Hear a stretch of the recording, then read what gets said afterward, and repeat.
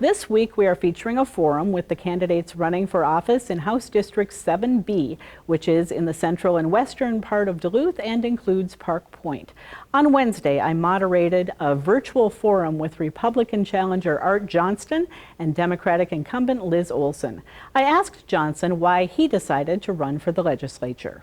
I'm running because I think that Duluth needs to have a stimulation. Duluth, we know, is the most beautiful city in the Midwest. We haven't grown for 40 years, and jobs are the number one thing here. But the port shipments are down 1/3. The port, remember, is right in the middle of 7B. The Verso Mill is shut down. That's 300 jobs right there. I think those are due to DFL policies. I think that we really have to do a better job. I don't think the DFL represents working men and women anymore in Duluth. So I'm here running to try to bring back real economy back to Duluth and to take our past, present, and the future and make that a better place, make Duluth a better place to live where we actually have jobs. All right, Representative Olson. Good morning, everybody, or good evening when this is probably airing. I'm Liz Olson, the current state representative for District 7B, which is the central and west parts of Duluth. And I live in the Denfeld neighborhood with my family, and I'm proudly running to serve our community because I believe in a Minnesota where everyone can thrive. And that means really delivering for Duluth. It means making sure people have what they need in order to not just lay awake and worry, but that they have what they need for their families, that they have good paying jobs, that they have schools that they feel confident and great about sending their students to, and that they have all the supports in the community to make sure that they're living healthy lives. And given the COVID-19 pandemic and everything we're living through, it's made these challenges even more real. And I'm excited to take my relationships and my experience back to St. Paul and to work through this challenge to make sure we can have a bright future for Duluth and all of Minnesota. All right, well, let's get right into the issues. As you mentioned, Representative, COVID-19 is having a dramatic effect both on the health of individuals and on the economic health of people in our region. Rate the state's effort to control the virus so far, and what, if anything, you think should be done differently? I think what has been really challenging about the COVID-19 is that we didn't have a federal response. And so every state was left to handle it on their own. And Governor Walz took leadership right out the gate, with his executive orders and powers to be able to provide for our community and our state. And we at the legislature have taken swift action. We've started to work remotely. We've delivered relief packages to small businesses, individuals. We've worked on, individual constituent concerns. So we've been as nimble and flexible as we can as a state government in dealing with the pandemic. It would be helpful if we had federal partners in order to be able to work in a more unified way across state response. But, we're continuing to meet in special session. We're continuing to work and do the best we can as a state and listen to public health experts and be guided by science and to continue to respond to individual constituent needs in our districts as we go. So we're doing the best we can given the difficult circumstances, and I know the governor has doing the best he can with the resources given to him by the federal government as well. All right, Mr. Johnston. The state has to really step up to this more. The governor has emergency orders. That's been going on now for 6 months. This is a partisan mandate, and we lost an opportunity. The state government did. The governor lost the opportunity to work in a bipartisan manner to address this. And to me, that's really disappointing. You can't blame the federal government when the governor will not talk to the other party. It makes you wonder, is this really should this be a partisan issue? It seems like this should be a health issue. Also, it should be a mental health issue. It should be an economic issue. The economy, we know the state of Minnesota is projected to be at least $4 billion of shortage of revenue. The federal government, $3 trillion. And here the governor is still talking about partisan mandates rather than sitting down, talking to people and getting a bipartisan approach to this is what we should be doing. And we have missed that opportunity. Mr. Johnson, businesses continue to struggle with COVID-19 with the related shutdowns and some restrictions. What specific measures do you think the state needs to do to maybe help small businesses in our region make ends meet? There's a lot we should be doing. First of all, we have to be bipartisan on this approach. I know this is a big issue, but right now the scare tactics by the media and the DFL are making people afraid to go out of their houses. We have a new normal now, folks. This is not going to go away anytime soon. We have to learn how to keep our economy going. We have to learn how to talk to our neighborhood men and women. We have to not be afraid to go downtown and buy something at the store. We can't be afraid to go downtown and go to the library, which are all closed in Duluth, incidentally. And I think we can do a lot more by just encouraging people, giving the best medical attention that we can. We have to quarantine people that are at risk. Other people, we have to let them out because this is not sustainable. Having a lockdown for how long, we don't know if there's ever going to be a vaccine out. We have to go on to plan B, and that means working bipartisan to be able to make sure everybody has the medical stuff, making sure businesses are able to open and that people come into their doors and use their business. There's a lot we can do, and we're not doing it. All right, Representative Olson, what specific measures would you support to help small business?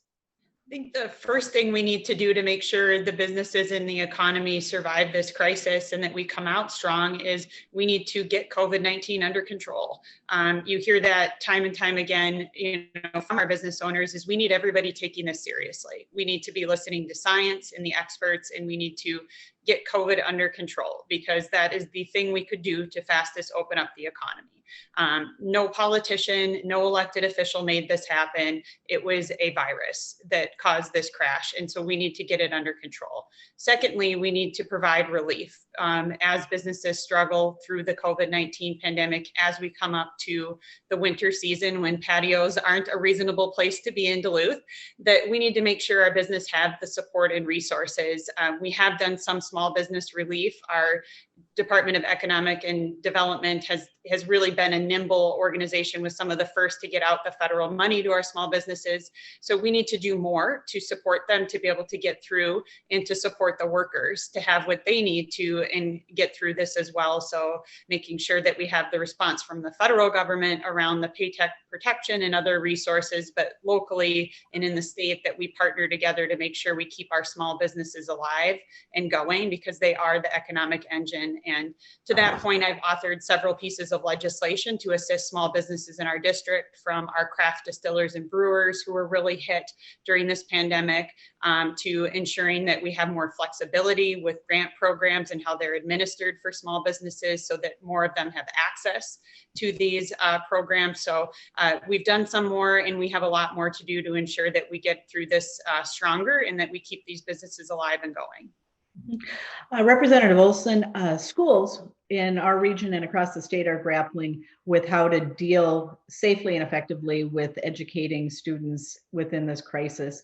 Are the current solutions, in your mind, serving the best needs of students and families? Is there a need for statewide consistency in what's being done? What are your thoughts? I think, again, the number one thing we can do, whether it be for our small businesses or our schools, is we need to get the virus under control, and we need to take it seriously. And we need everybody working together on this. And if it's not something, you're comfortable, the mask is uncomfortable, or the social distance, just think about the kiddos that are going into schools in difficult circumstances or learning on their iPads at home. And so we need to do our part so that schools can be open. I think that's really what everybody wants, is to have our schools open and do it safely and do it with our little learners in the classrooms and our high schoolers in the classrooms and sports and everything that goes with our education system. I think no one is happy about where it's at right now. And I think we're doing the best we can in a really difficult circumstance. I've greatly appreciated seeing how our school district has stepped up. They already do. They're educating kids. They're providing meals when we didn't have schools. Teachers are meeting with students in driveways. They're going above and beyond. And now we're also providing daycare for kids at our schools, for parents who are first responders or work, in the healthcare field. So our schools are meeting the challenging moment the best they can, but they need all of us to take it seriously so that we can fully open our schools, so that we can get back to normal and that our learners can be back in the classrooms. All right, Mr. Johnston, same question to you. Sure, we have to do more than just get the virus under control. This is a worldwide issue. Everybody knows this isn't a Minnesota issue. This isn't a US issue. This is a worldwide issue. And it is not under control. We know it's not under control, despite having the best minds literally in the world. And we can't just keep saying, oh, everything, we have to wait till everything is under control. We have to go on to plan B. You talk to any parents in Duluth, not any, but most of them, and I do a lot of door-to-door knocking, parents are not happy with the way the schools are operating right now. We have to do a better thing. Not only are we suffering academically, we're suffering mentally. The kids are not socializing. This is also impacting the parents. Talk to parents, particularly the single parents or people that are from disadvantaged households. This is really hitting them really hard. And I don't think that we have done anything at all to be able to address those issues. And yes, we have to be cognizant of the virus, but remember, kids are not prone to the virus, which is very lucky. If we have people that don't want to go to school, we should find ways. For example, teachers can teach from home to students that don't want to go from home. We know there's a lot of students and parents and teachers that do want to do in-person teaching. So we should be accommodating that. In Duluth, we're not doing that, even though we do meet the guidelines to do that. I think this is really a new normal, and the schools are not functioning. This isn't their fault. It's a function of the whole virus. But the fact of the matter is, for whatever reason, the schools are not open. They're not doing a good job.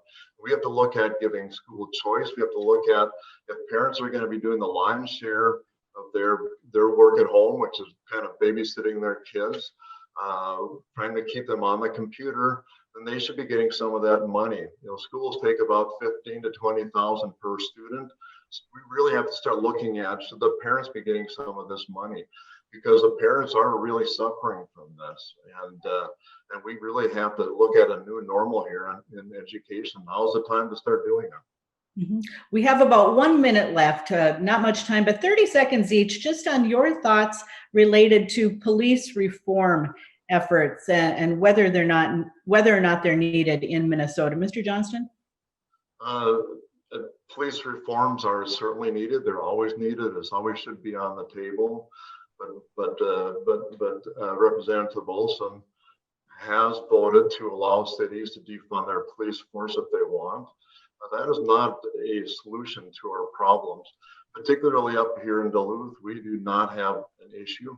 Can we do a better job? Obviously we can. I think the police force in Duluth is doing a good job. If they see a problem, they deal with it.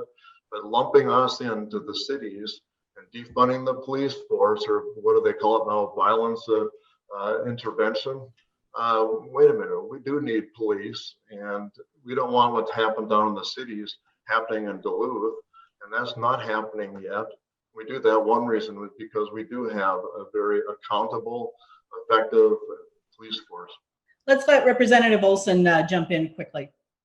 Yes. So, I think it's no secret that we are in a time of racial, reckoning and racial unrest that we've seen because systems have been set up unfairly. I think that's undeniable. And we have to come to terms with that and our role as state government and what do we do to address those racial injustices.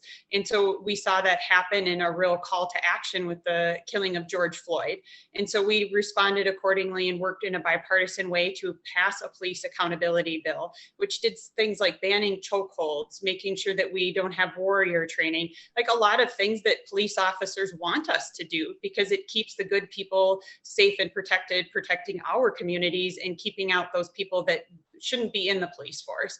And, personally, I have worked closely with Chief Tuscan in Duluth to make sure that we're making changes that better serve our community and our police force, while also dealing with a lot of the things that even police officers and Chief Tuscan acknowledge need to be changed around policing in the way we have set it up historically. So I think it's a yes and effort to do all of these things together and to continue to work. And I did not vote to defund the police. We talked about having local control and local ability for police budgets to decide how they want to allocate funds to meet the community needs, which is exactly what we're talking about with accountability for what our own communities need. And so I'll continue to work with that and continue to work with all the stakeholders at the table to get these kind of police accountability measures passed.